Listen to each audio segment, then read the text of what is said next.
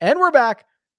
Bryson DeChambeau goes to the PLDA Pro Long Drivers Association World Championship, where some of the longest hitters in the world, Kyle Berkshire, Justin James, Martin Borgmeyer, all show up.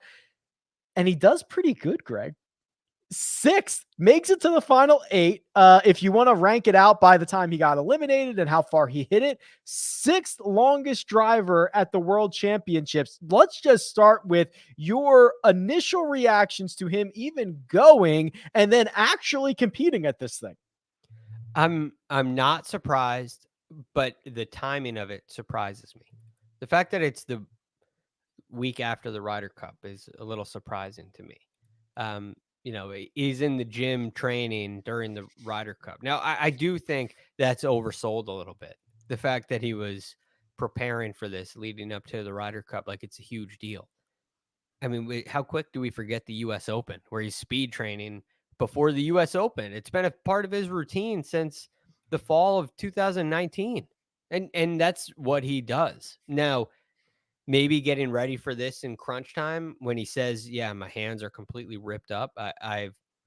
Maybe he's turned it up a notch, and that's concerning. But speed training in general for Bryson, it's not a big deal. It's part of his regular routine, and he's been doing it for a long time, and it's proven to have a positive impact on his game.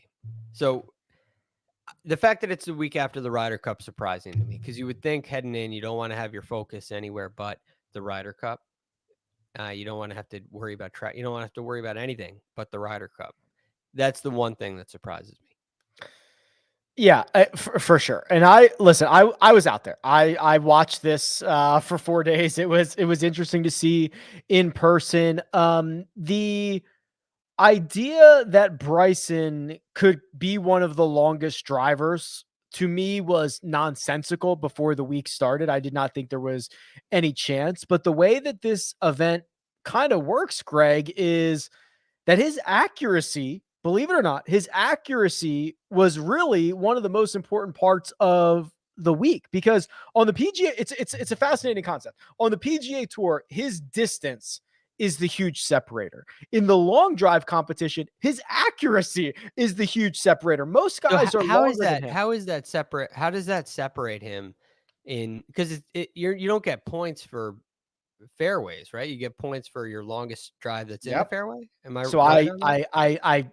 funny you asked that. I literally asked him the same question, and the response is basically this. So yes, whatever your longest drive is, if you only get 1 out of 6 in the grid, that's your longest drive. But what happens is he hits the grid literally 2 or 3 times more often than the rest of his playing competitors. His peers are Yeah. hitting it like 20 or 25% of the time. He's hitting it like 75% of the time. And he told me to my face, it puts a lot of pressure on everybody else, because the ebbs and flows of this event, Greg, everyone hits at the same time. So everyone hits their first drive and they all look around for what the results were. And when they see that he posts 340, which is not overly long in most situations, but the fact that he posts a number already starts putting pressure on the other guys to actually hit the grid and post a number. And he said that is like basically his biggest weapon in these events is just peppering the grid.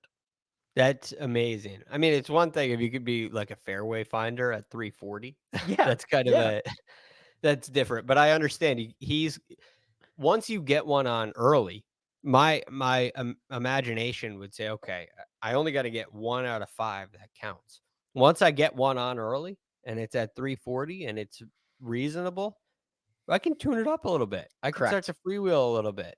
It's like serving your double fault serve first, Correct. knowing that nobody can return it. It's like if you get it in the box, then you get credit for it. And so then you just have at it in the remaining ones. So it's very interesting. But yeah, Rick, I'm not overly surprised that he competed the way that he did. I think it makes a lot of sense. There are actually some guys who take 2 drivers with them and one is like their play driver, and they try to put one in the grid, and then when they do, they whip out the big boy and they just absolutely cut it loose. So there's a little bit of strategy involved. And I know the next question is generally around Bryson. Bryson is extremely polarizing. Let's be clear, Greg. A lot of people have picked a side on Bryson, and I think the last week or 10 days for him has been pretty good. Would you say that there has been a positive takeaway from the Ryder Cup, right? He gets 2.5 points. He's kind of, I'm not going to call him Captain America, but he goes out and drives the green on number 1 on Sunday against Sergio Garcia. He rolls the putt in. He was, I think, very positively viewed during the Ryder Cup. Would you agree? Yeah. Oh, absolutely. He looks like the good guy in this coming out of the Ryder Cup, without question. And he's fun. He's enjoyable. He looks like the guy that's accepting. He's the guy that's saying with open arms, if you can get on my team, I'm here and I welcome you. He's the welcoming one. And I'm referring to Bryson and Brooks, but that's where the polarizing nature really comes from. And in the way that he played, and in the way that he handled that whole situation, and in the way that his teammates appreciated him and helped him, all of that went a long way. And his play especially was, I think, very important. And to go out there with Scotty and do some things to get the crowd riled up, and pulling three. The thing that stands out to me is pulling 3-wood. Everybody is having a hard. I'm still going for the green, right? He's got that kind of. He knows how to work the crowd up, and so I would say the golf world has a much more positive view of Bryson now than they did, I'd say, a month ago. I completely agree with you. And I will also say from the scene, and I've been very critical of Bryson at times in the past. He could not have been better. He was with his playing competitors. He did not want to step on any toes. He wanted to just be a part of what everyone else did. He wanted to showcase those athletes. He was great with competitors and media. He signed every single autograph, took every single picture, lined them up. Didn't matter how long it was going to take. I'm hoping that this quote unquote new Bryson, Greg, can last for a little while. It was nice to see. I'll be frank. Look, the thing that I admire about Bryson is he is not afraid to be Bryson at all. Definitely true. Yes. And so with that, you have times like these where it's extremely positive, and we have a very positive outlook on him. There are going to be other times where he says things that we think are crazy, and there are enough anti-Bryson people out there where when he says these things, they're going to get on him about it. So I almost expect a cycle here where things go and people get on him, and then he continues to do what he does, and people come and go. And the beauty of what Bryson does and has done for his whole career, through college, through the single length clubs, through every aspect of his career, I admire it so much. He is Bryson, and he's not afraid of he's not afraid of criticism. He's not afraid of being Bryson. Right, not at all. And there are a lot of people that are. So, yeah, I don't think that this is going to be he and Bryson after the 2021 Ryder Cup or the 2020 Ryder Cup sailed off into the sunset and was golf's greatest hero for the rest of time. I don't think we're going to have a situation like that. I do think he'll say something that people get all worked up about again in the future. And that's just that's the way it is. But he will be a constant, in my opinion.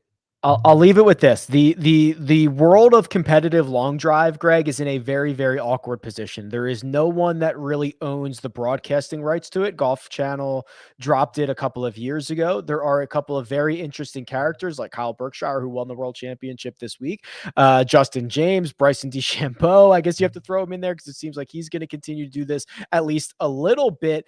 We live in a world now where more people are aware of ball speed, club speed, how far they're carrying it.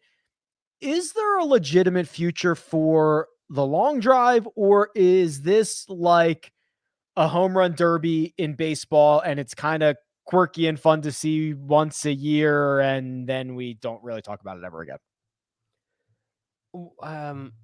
It's hard to picture a world where long drive has a circuit and they're going from town to town and it's a really big deal. I think it's more of a novelty item. It may grow in popularity, but I don't see it rivaling the game of golf in a way. And part of that is people can't really do it. The beauty of the Definitely game of golf, cannot. we can all go play. And if you're not along, you just go play forward tees. You go move up a tee box. And if you're longer, you move back a tee box. But you're not going to see people out there all of a sudden on the range having long drive contests, bringing out multiple drivers and dialing it. It takes a little bit too much. And so I think it loses a little bit of its